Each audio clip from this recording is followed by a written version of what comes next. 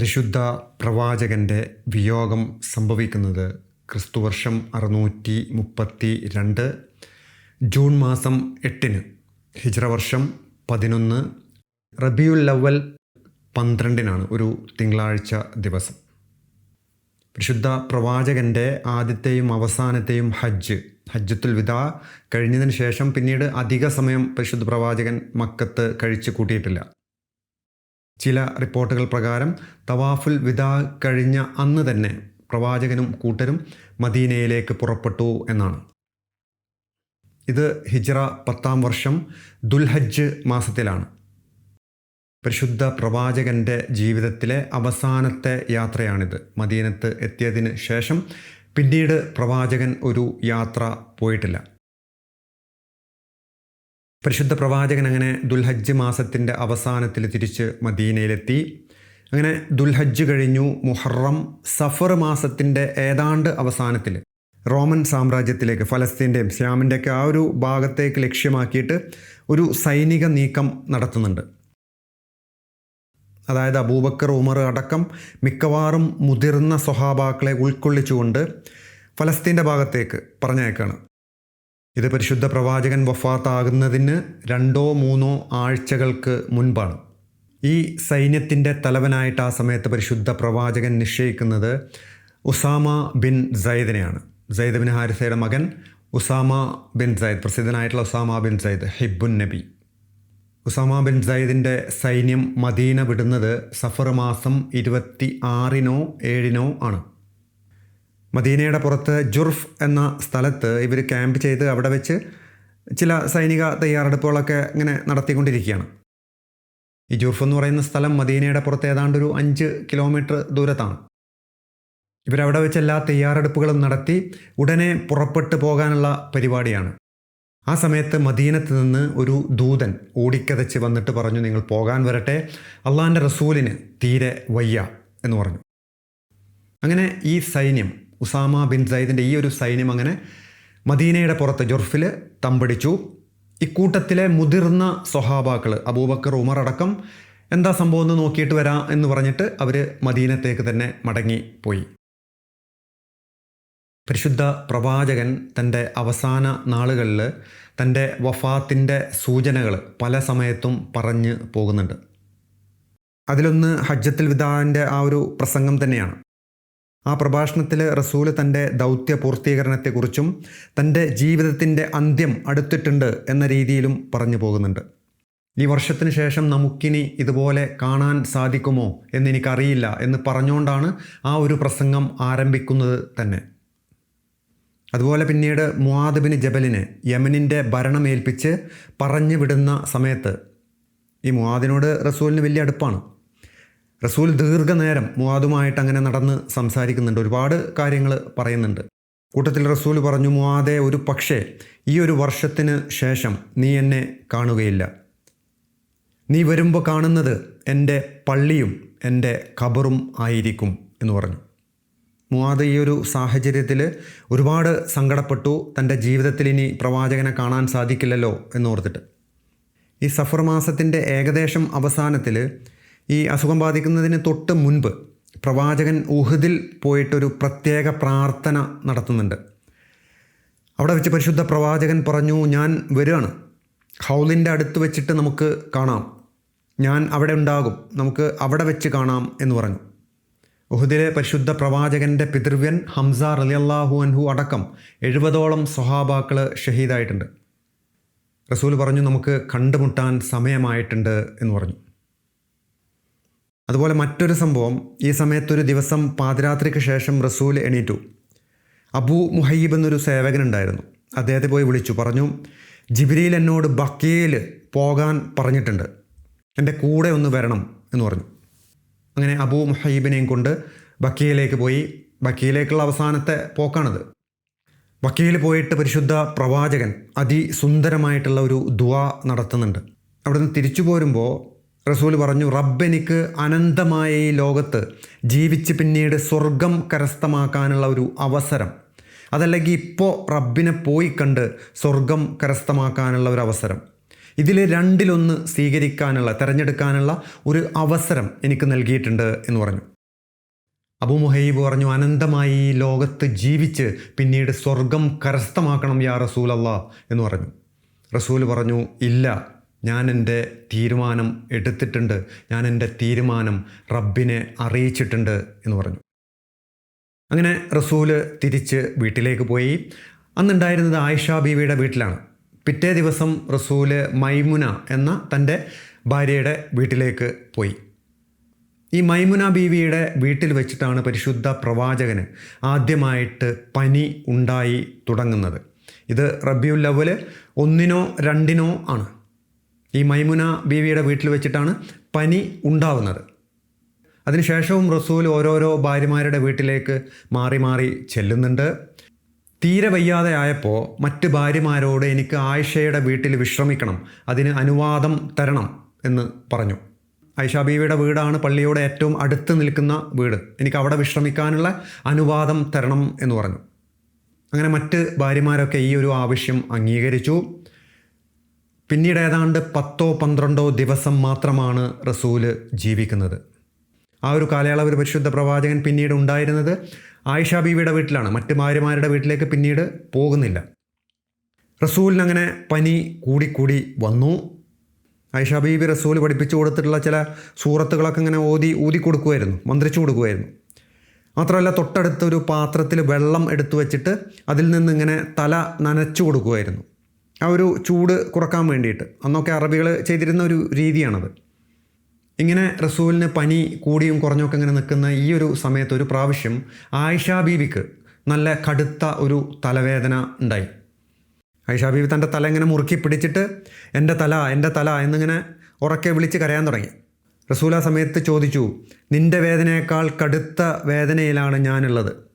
ഇനി അതല്ല, നിൻ്റെ തലവേദന കാരണം നീ അങ്ങോട്ട് മരിച്ചു പോയാൽ നീ ഏറ്റവും ഭാഗ്യവതിയായിരിക്കും. കാരണം ഞാനായിരിക്കും നിൻ്റെ മയ്യത്ത് കുളിപ്പിക്കുക, ഞാനായിരിക്കും നിൻ്റെ മയ്യത്ത് നിസ്കരിക്കുക, ഞാനായിരിക്കും നിൻ്റെ മയ്യത്ത് ഖബറിലേക്ക് ഇറക്കി വെക്കുക. അതിലും വലിയ എന്ത് ഭാഗ്യമാണ് നിനക്ക് വരാനുള്ളത് എന്നൊരു ഹാസ്യരൂപേണ, ഒരു തമാശ രൂപേണ റസൂൽ ആയിഷ ബീവിയോട് ചോദിക്കുകയാണ്. ആയിഷ ബീവി തിരിച്ചു ചോദിച്ചു, അത്തരത്തിലുള്ളൊരു സാഹചര്യത്തിന് വേണ്ടി നിങ്ങൾ കാത്തിരിക്കുകയായിരിക്കും യാ റസൂൽ അല്ലാഹ്. അതാകുമ്പോൾ എന്നെ പേടിക്കാതെ മറ്റുള്ള നിങ്ങളുടെ ഭാര്യമാരുടെ അടുത്തേക്ക് നിങ്ങൾക്ക് എളുപ്പത്തിൽ ചെല്ലാലോ, പോകാലോ എന്ന് പറയാണ്. റസൂലിൻ്റെ വഫാത്തിന് ഏതാണ്ട് ഒരാഴ്ച മുൻപ് നടക്കുന്ന സംഭാഷണമാണിത്. സഹാബാക്കളായാലും ഭാര്യമാരായാലും റസൂൽ കൊടുത്തിരുന്ന ഓരോ സൂചനകളും അവർ തിരിച്ചറിയുന്നത് പ്രവാചകൻ്റെ വിയോഗത്തിന് ശേഷം മാത്രമാണ്. പ്രവാചകൻ്റെ വഫാത്ത് അത്തരത്തിലുള്ള ഒരു ചിന്തയും ഒരാൾക്കും ആ സമയത്ത് ഉണ്ടായിരുന്നില്ല. ഈ വഫാത്തിൻ്റെ ഏകദേശം 6-7 ദിവസങ്ങൾക്ക് മുൻപ് റസൂൽ പ്രത്യേകമായിട്ടുള്ള ഒരു കിണറ്റിലെ വെള്ളം അത് കൊണ്ടുവരാൻ വേണ്ടി പറയുകയും ആ ഒരു കിണറ്റിലെ വെള്ളം അത് താരതമ്യേന കുറച്ചുകൂടെ തണുത്ത വെള്ളമായിരുന്നു എന്നാണ് പറയുന്നത്. അത് കൊണ്ടുവന്ന് അത് തലവഴി കോരി ഒഴിച്ചു, ആ ഒരു ചൂട് കുറക്കാൻ വേണ്ടിയിട്ട്. ശേഷം ഒരു മുണ്ടെടുത്തിട്ട് അത് തലയിൽ വലിച്ചു മുറുക്കി കെട്ടി വെക്കുകയും ചെയ്തു. ആ ഒരു തലയുടെ വേദന അത് സഹിക്കാൻ വയ്യാതെ.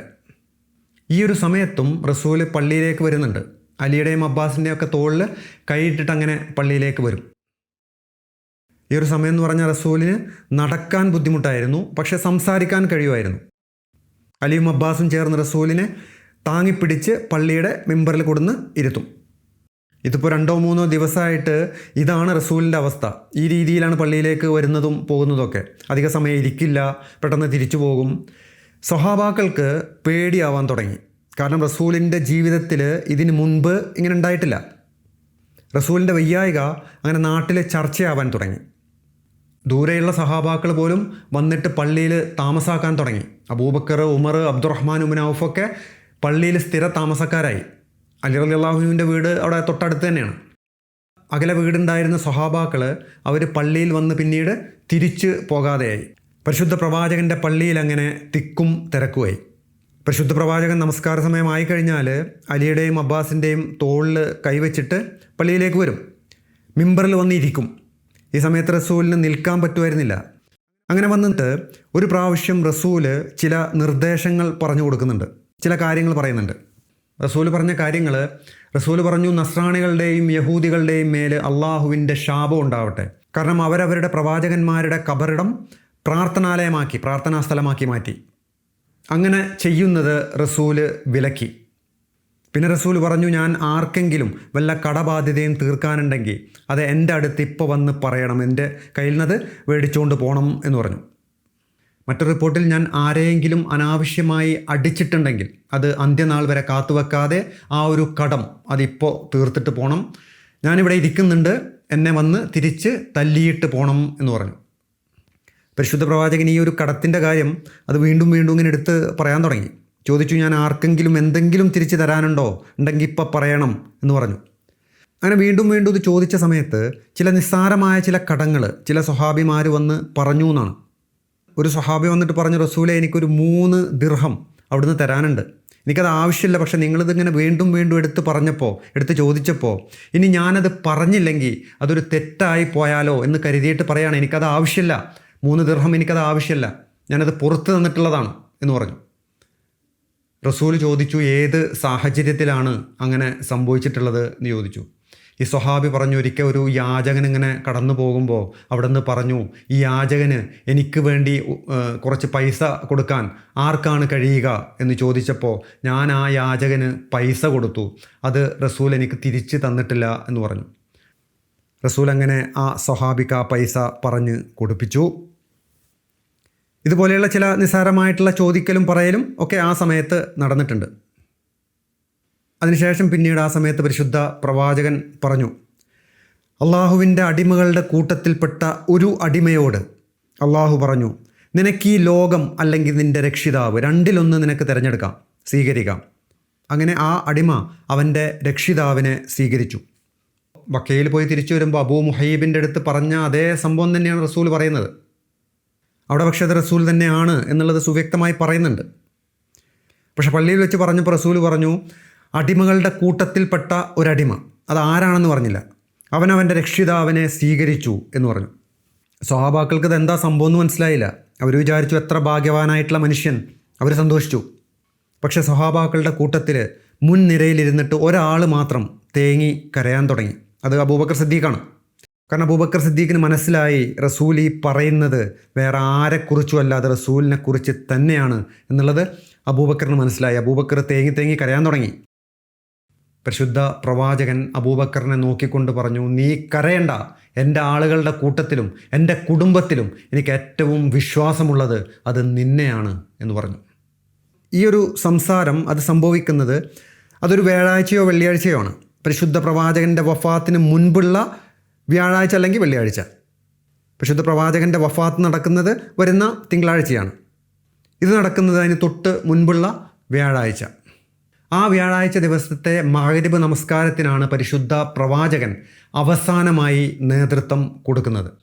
ആ ഒരു മഗ്‌രിബ് നമസ്കാരത്തിന് ശേഷം പിന്നീട് റസൂല് നമസ്കാരത്തിന് നേതൃത്വം നൽകിയിട്ടില്ല, ഇമാമത്ത് നിന്നിട്ടില്ല. മഗ്‌രിബ് നമസ്കാരത്തിന് ശേഷം റസൂൽ തിരിച്ചു വന്നങ്ങനെ ആയിഷ ബീവിയുടെ വീട്ടിൽ വന്ന് കിടന്നു. പനി പിന്നെയും കൂടി. ഇശാ നമസ്കാരത്തിൻ്റെ സമയമായപ്പോൾ ബിലാൽ റളിയല്ലാഹു അൻഹു വന്നിട്ട് പരിശുദ്ധ പ്രവാചകനെ വിളിച്ചു, പറഞ്ഞു, നമസ്കരിക്കാനുള്ള സമയമായിട്ടുണ്ട് യാ റസൂലല്ലാഹ്. റസൂൽ അങ്ങനെ എഴുന്നേൽക്കാൻ വേണ്ടി ശ്രമിച്ചു. ബോധരഹിതനായിട്ട് അവിടെ തന്നെ വീണു, തളർന്നു വീണു. മുഖത്ത് കുറച്ച് വെള്ളമൊക്കെ തെളിക്കാൻ വേണ്ടി പറഞ്ഞു. അങ്ങനെ വീണ്ടും എഴുന്നേൽക്കാൻ വേണ്ടി ശ്രമിച്ചു, പക്ഷെ തളർന്ന് അവിടെ തന്നെ വീണു. ഓർമ്മ നഷ്ടപ്പെട്ടിട്ട് അങ്ങനെ കിടക്കുകയാണ്. കുറേ നേരം കഴിഞ്ഞിട്ട് റസൂലിന് ഓർമ്മ വന്നപ്പോൾ ചോദിച്ചു, ആളുകൾ നമസ്കരിച്ചോ എന്ന് ചോദിച്ചു. അവർ പറഞ്ഞു, ഇല്ല, ആളുകൾ നിങ്ങളെ കാത്തു നിൽക്കുകയാണ് യാ റസൂലല്ലാഹ് എന്ന് പറഞ്ഞു. അങ്ങനെ റസൂൽ വീണ്ടും എഴുന്നേൽക്കാൻ വേണ്ടി ഒരുങ്ങി. അങ്ങനെ വീണ്ടും തളർന്ന് അവിടെ തന്നെ വീണു. ഒരു റിപ്പോർട്ട് പ്രകാരം റസൂല് 7 പ്രാവശ്യം എഴുന്നേൽക്കാൻ ശ്രമിച്ച് അവിടെ തന്നെ കുഴഞ്ഞു വീണു എന്നാണ്. അങ്ങനെ അവസാനം റസൂൽ ആയിഷ ബീവിയോട് അബൂബക്കറിൻ്റെ അടുത്ത് നമസ്കാരത്തിന് നേതൃത്വം കൊടുക്കാൻ പറയൂ എന്ന് പറഞ്ഞു. ഇതെന്ന് ആദ്യമായിട്ടാണ് അങ്ങനെ സംഭവിക്കുന്നത്. റസൂൽ മദീനയിലുള്ള സമയത്ത് മറ്റൊരാളും നമസ്കാരത്തിന് നേതൃത്വം നൽകിയിരുന്നില്ല. റസൂൽ പറഞ്ഞു, അബൂബക്കറിനോട് നമസ്കാരത്തിന് നേതൃത്വം കൊടുക്കാൻ പറയൂ എന്ന് പറഞ്ഞു. ആയിഷ ബീവി പറഞ്ഞു, യാ റസൂൽ അല്ലാ, എൻ്റെ പിതാവ് തീരെ മനക്കെട്ടിയില്ലാത്ത ഒരാളാണ്. അദ്ദേഹം നമസ്കരിക്കാൻ വേണ്ടി നിന്ന് കഴിഞ്ഞാൽ ചിലപ്പോൾ ഖുർആൻ ഓതിക്കൊണ്ട് അദ്ദേഹം കരയും. അബൂബക്കർ സിദ്ദീഖിന് അങ്ങനെ ഒരു പരിപാടി ഉണ്ടായിരുന്നു. അദ്ദേഹം ഖുർആൻ ഓതി സ്വയം കരയും മറ്റുള്ളവരെ കരയിപ്പിക്കും ചെയ്യുമായിരുന്നു.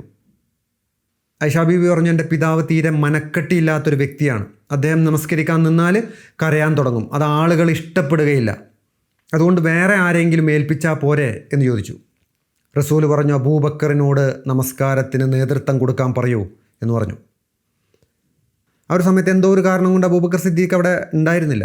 ഈ സമയത്ത് ആയിഷ ബീവി പരമാവധി പറഞ്ഞു നോക്കുന്നുണ്ട് റസൂലിൻ്റെ അടുത്ത്. റസൂൽ സമ്മതിച്ചില്ല. പിന്നീട് ഹഫ്സ ബീവിനെ കൊണ്ട് പറയിപ്പിക്കുന്നുണ്ട്. റസൂൽ സമ്മതിച്ചില്ല. ആ സമയത്ത് റസൂല് തൻ്റെ ഭാര്യമാർ അബൂബക്കർ സിദ്ദീഖിനെ മാറ്റി മറ്റാരെങ്കിലും നിർത്തി നമസ്കരിപ്പിക്കാൻ ശ്രമിക്കുന്നുണ്ട് എന്ന് മനസ്സിലായപ്പോൾ അള്ളാഹിൻ്റെ റസൂൽ പറഞ്ഞു, അബൂബക്കർ എവിടെയാണെങ്കിലും അവനെ വിളിച്ചു കൊണ്ടുപോവാ, അബൂബക്കറിനെ അല്ലാതെ മറ്റൊരാളെയും അള്ളാഹു അനുവദിക്കില്ല എന്ന് പറഞ്ഞു. മറ്റൊരു റിപ്പോർട്ടിൽ അബൂബക്കറിനെ കാണാതായ സമയത്ത് ഉമർ റളിയല്ലാഹു അൻഹു നമസ്കരിച്ച് തുടങ്ങുന്നുണ്ട്.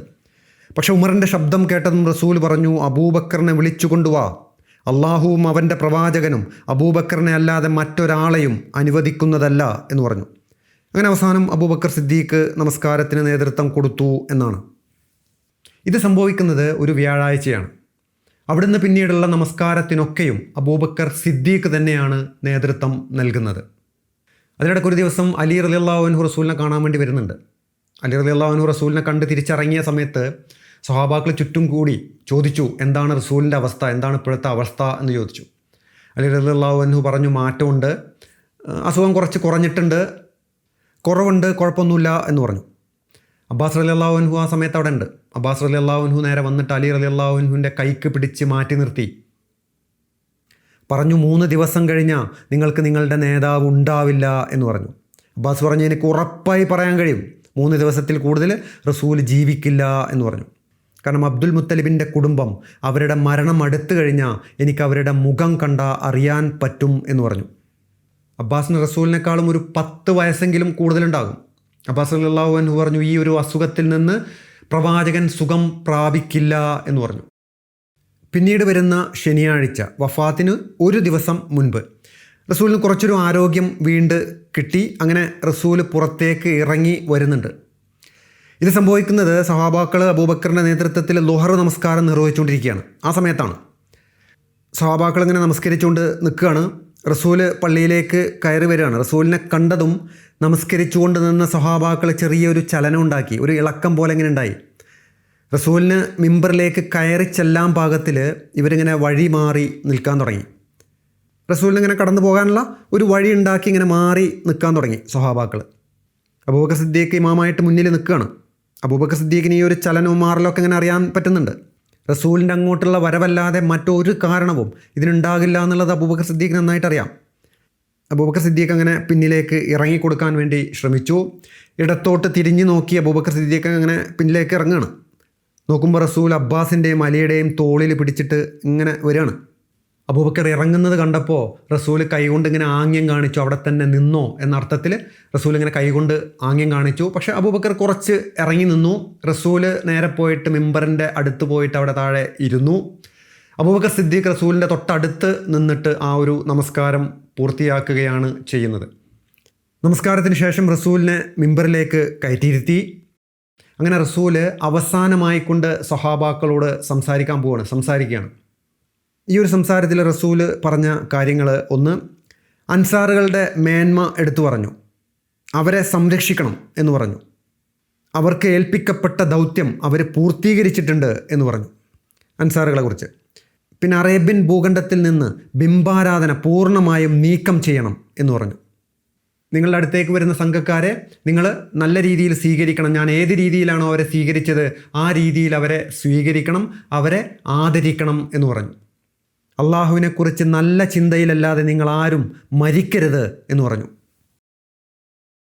റസൂൽ അവസാനം പറഞ്ഞ വരി, നിങ്ങൾ നമസ്കാരത്തെ മുറുകെ പിടിക്കണം, നമസ്കാരത്തിൽ നിങ്ങൾ ഉറച്ചു നിൽക്കണം, സമൂഹത്തിൽ ഏറ്റവും ദുർബലരായിട്ടുള്ള ആളുകളെ തൊട്ട് നിങ്ങൾ അള്ളാഹുവിനെ ഭയക്കണം, നിങ്ങൾ അള്ളാഹുവിനെ സൂക്ഷിക്കണം എന്ന് പറഞ്ഞു. ഇത് 3 പ്രാവശ്യം പറഞ്ഞു. അസ്സലാ അസ്സലാ വത്തഖുല്ലാഹ ഫീമാ മലക്കത്ത് ഐമാനുക്കും, അസ്സലാ അസ്സലാ വത്തഖുല്ലാഹ ഫീമാ മലക്കത്ത് ഐമാനുക്കും, അസ്സലാ അസ്സലാ വത്തഖുല്ലാഹ ഫീമാ മലക്കത്ത് ഐമാനുക്കും. നമസ്കാരത്തെ നിങ്ങൾ മുറുകെ പിടിക്കുക എന്നും പറഞ്ഞുകൊണ്ടാണ് റസൂല് വീട്ടിലേക്ക് മടങ്ങി പോകുന്നത്. റസൂല് പിന്നീട് ആ വീട്ടിൽ നിന്ന് പുറത്തിറങ്ങിയിട്ടില്ല. പിറ്റേ ദിവസം ഞായറാഴ്ച, വഫാത്തിൻ്റെ തലേ ദിവസം റസൂല് ആയിഷയോടായിട്ട് ചോദിച്ചു, എൻ്റെ കയ്യിൽ എത്ര പണമുണ്ട് എന്ന് ചോദിച്ചു. ആയിഷ അവിടെയൊക്കെ നോക്കി തപ്പിപ്പിടിച്ച് വന്നിട്ട് പറഞ്ഞു, 7 ദിർഹം ഉണ്ട് എന്ന് പറഞ്ഞു. 7 വെള്ളി നാണയങ്ങൾ ഉണ്ട് എന്ന് പറഞ്ഞു. റസൂലിൻ്റെ കയ്യിലാകെ ഉണ്ടായിരുന്നത് ഈ ഒരു 7 ദിർഹം മാത്രമാണ്, റസൂലിൻ്റെ ആകെ സമ്പാദ്യം. റസൂൽ ആ 7 ദിർഹം കയ്യിൽ മേടിച്ച് കുറേ നേരം കയ്യിൽ അതിങ്ങനെ അങ്ങോട്ടും ഇങ്ങോട്ടും മാറ്റി കളിച്ചിട്ട് ആയിഷ ബീവിയോട് ചോദിച്ചു, ഞാൻ ഈ 7 ദിർഹവും കൊണ്ട് എൻ്റെ റബ്ബിനെ പോയി കാണേണ്ട ഒരു അവസ്ഥ വന്നാൽ ഞാൻ എന്ത് സമാധാനം പറയും എന്ന് ചോദിച്ചു. ഈ 7 ദിർഹം എൻ്റെ കയ്യിൽ വെച്ചിട്ട് എൻ്റെ റബ്ബിനെ പോയി കാണേണ്ട ഒരു അവസ്ഥ വന്നാൽ ഞാൻ എന്ത് സമാധാനം പറയും എന്നും പറഞ്ഞ് ആ പൈസ നേരെ ആയിഷ ബീവിയുടെ കയ്യിലേക്ക് കൊടുത്തു. പറഞ്ഞു, ഇത് ഏതെങ്കിലും പാവപ്പെട്ടവന് കൊണ്ടു കൊടുക്ക് എന്ന് പറഞ്ഞു. പനി നല്ല കൂടുതലാണ്, റസൂലിൻ്റെ ഓർമ്മ പിന്നെയും നഷ്ടപ്പെട്ടു.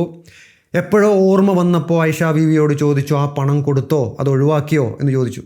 ആയിഷ ബീവി പറഞ്ഞു, ഇല്ല ഞാൻ കൊടുത്തോളാം, അത് എൻ്റെ കയ്യിലുണ്ട്, ഞാൻ കൊടുത്തോളാം എന്ന് പറഞ്ഞു.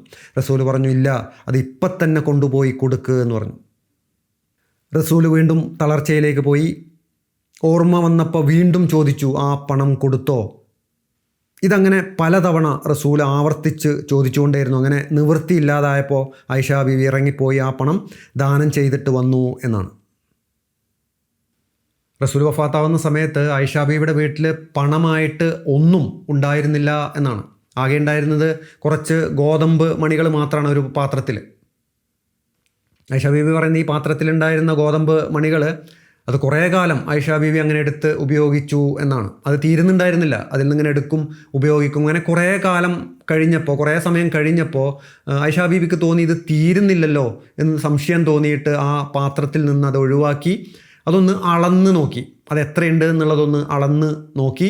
പിന്നീട് അത് പെട്ടെന്ന് തീർന്നു പോയി എന്നാണ്. അതിനുശേഷം അത് പെട്ടെന്ന് തീർന്നു പോയി.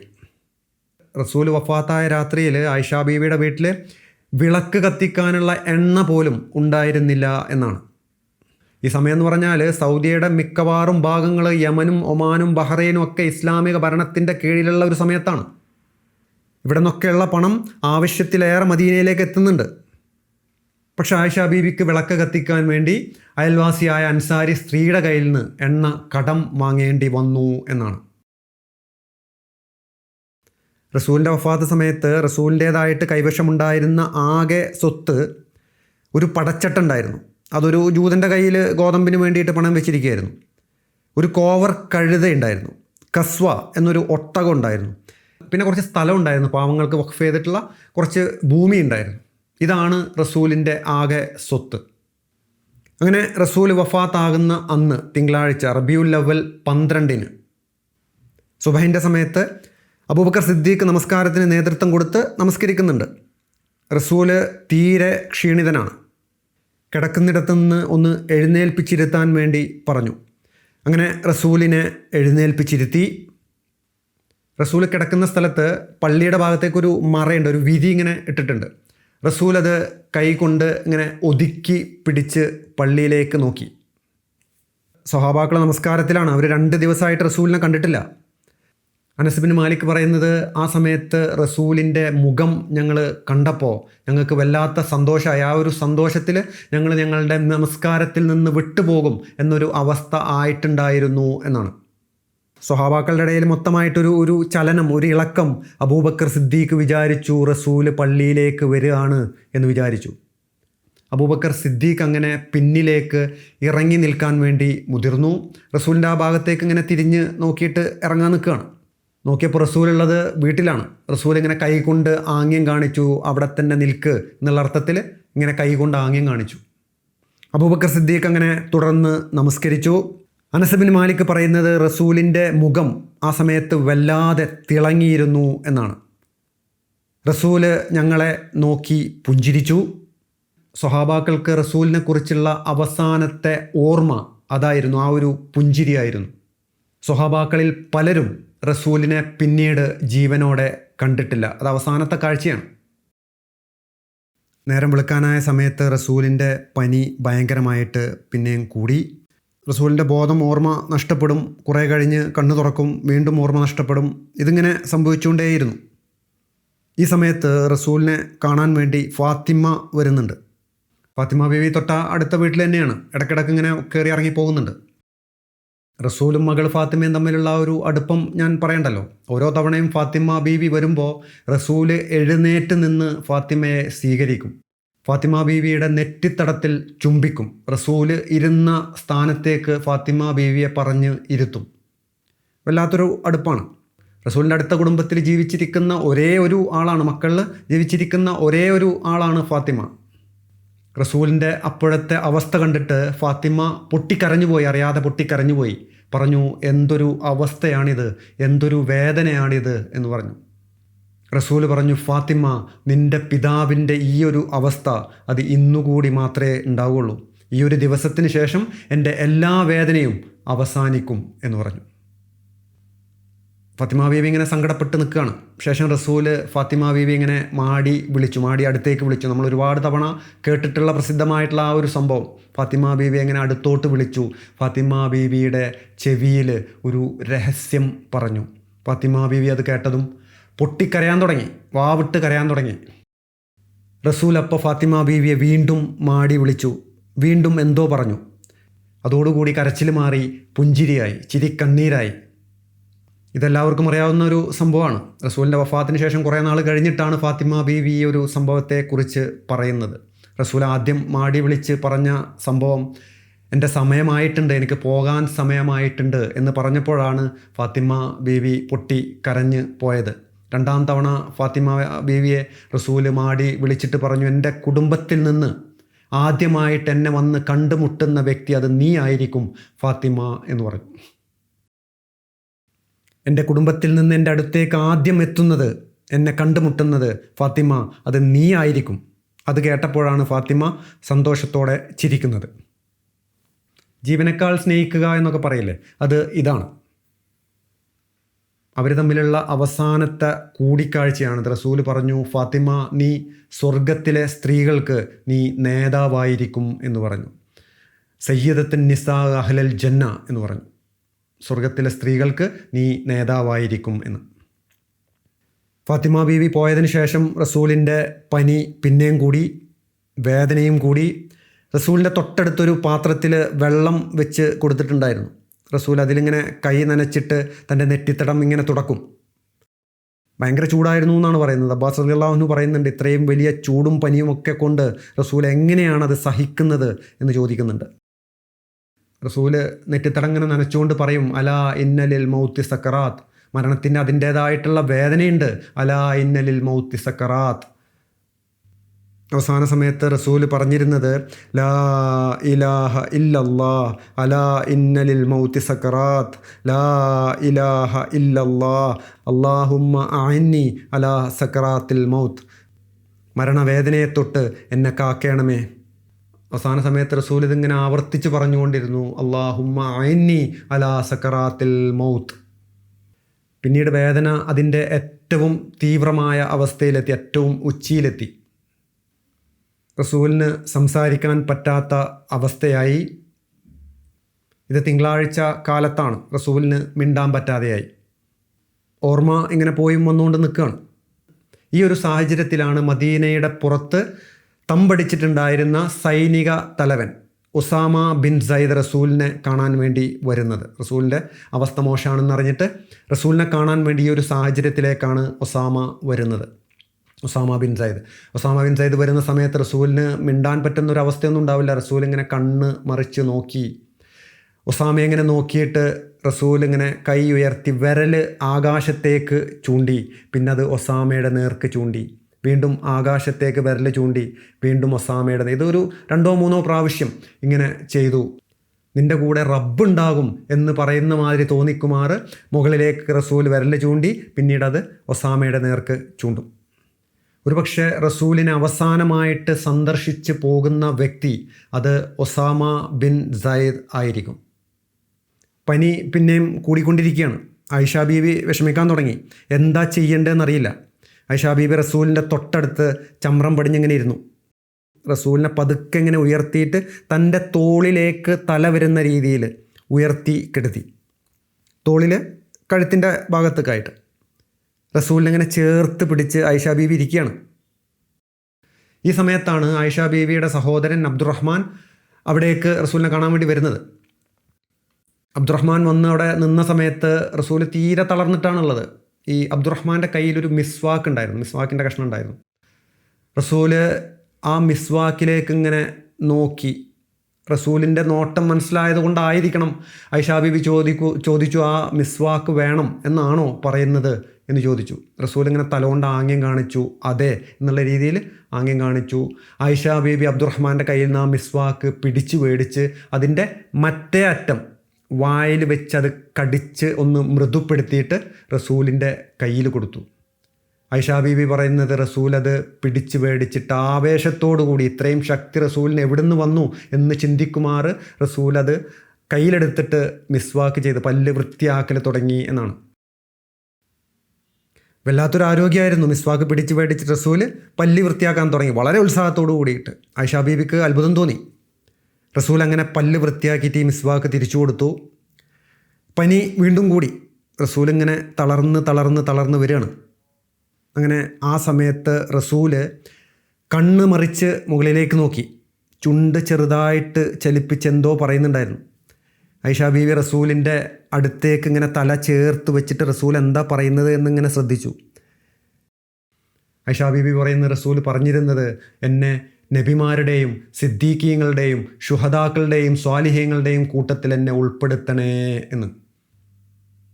ശേഷം റസൂൽ അല്ലാഹുമ്മ അഫ്ർലി വർഹംനി വൽഹിക്നി ബിർ റഫീഖിൽ ആല, അള്ളാഹുവെ എന്നോട് പൊറുക്കേണമേ, കരുണ കാണിക്കണമേ, ഏറ്റവും ഉന്നതിയിലുള്ളവരുടെ കൂട്ടത്തിൽ എന്നെയും ചേർക്കണമേ.